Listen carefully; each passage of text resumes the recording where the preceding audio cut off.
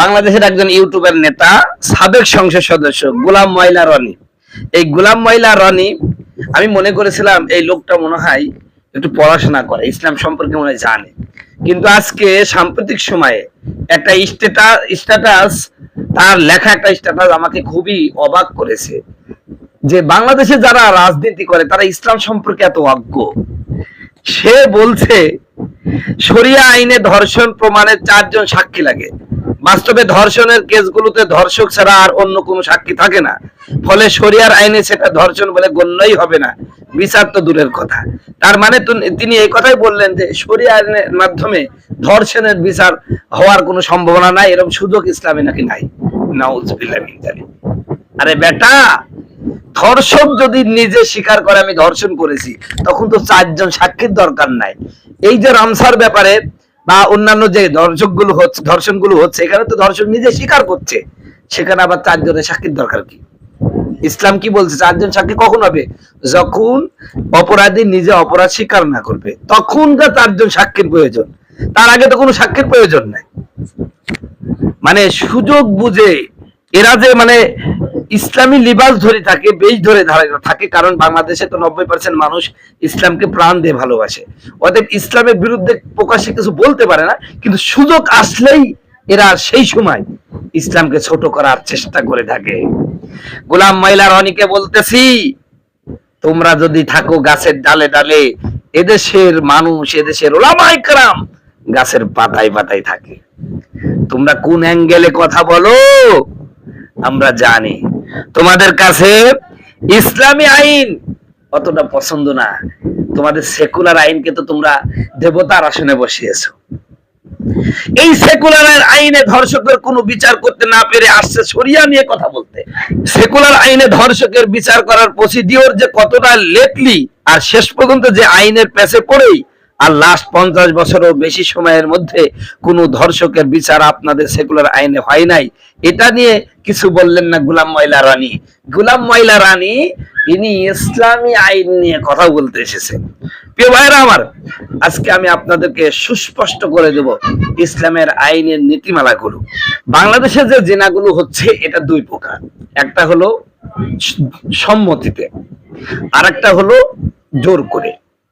জোর করে যদি ধর্ষণ করা হয়, এবং এক্ষেত্রে 4 জন সাক্ষীর প্রয়োজন নেই, ধর্ষক যদি নিজে স্বীকার করে যে হলো আমি তাকে ধর্ষণ করেছি, তখন আদালত তাকে ওর কথার উপর ভিত্তি করে রায় দিয়ে দিবে।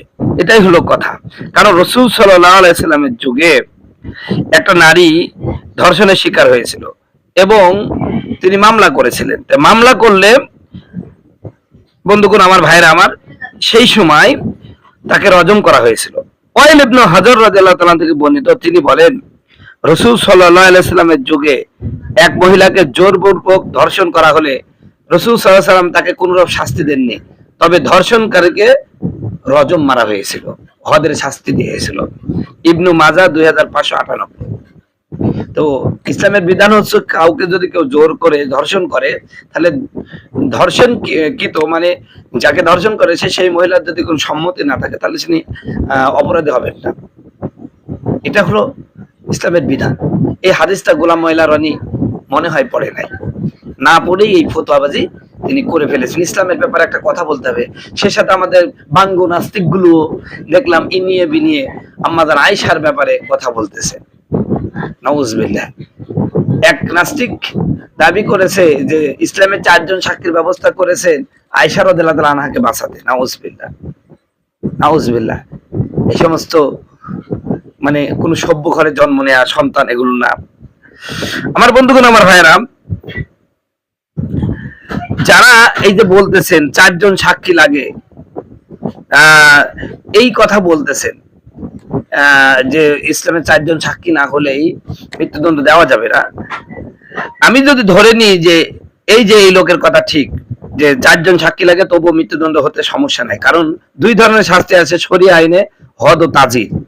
4 জন চাক্ষুষ সাক্ষী নাই, তবে অন্যান্য সাক্ষ্য প্রমাণ থেকে বিচারক নিশ্চিত হলো এরা আসলেই অপরাধী, তাহলে শাস্তির লেভেল হদ থেকে তাজিরে নেমে আসে। মানে ফিক্স শাস্তি থেকে বিচারকের বিবেচনা লব্ধ শাস্তির তাজির পর্যায়ে নেমে আসে। এখানেও বিচারক অর্থদণ্ড থেকে মৃত্যুদণ্ড যে কোনো দিতে পারেন।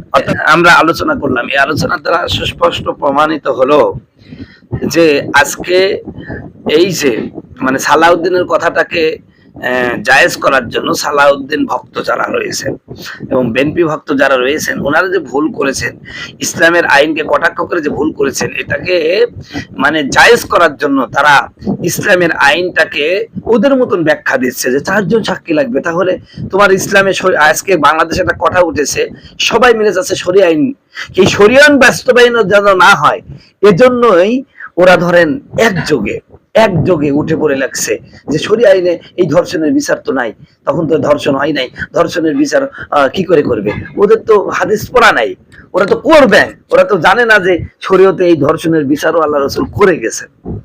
বন্ধুগণ, আমার ভাইয়েরা আমার, আরেকটা বিষয় হচ্ছে যে শরিয়া আইনকে এই যে তথাকথিত শাহবাগী এবং নাস্তিক গুলো এবং এই যে বর্তমান আওয়ামী লীগ বিএনপি এরা ভয় করে কিনা, কারণ শরিয়া আইন প্রতিষ্ঠিত হলে শতকরা 95% নেতা কর্মীর জিনিস হারায় যাবে শরিয়া আইন কায়েম হলে। এই জন্য শরিয়া আইনকে ইনিয়ে বিনিয়ে বিতর্কিত করার চেষ্টা করছে এই গোলাম মাইলা রানী সহ বাঙ্গু কিছু নাস্তিকরা।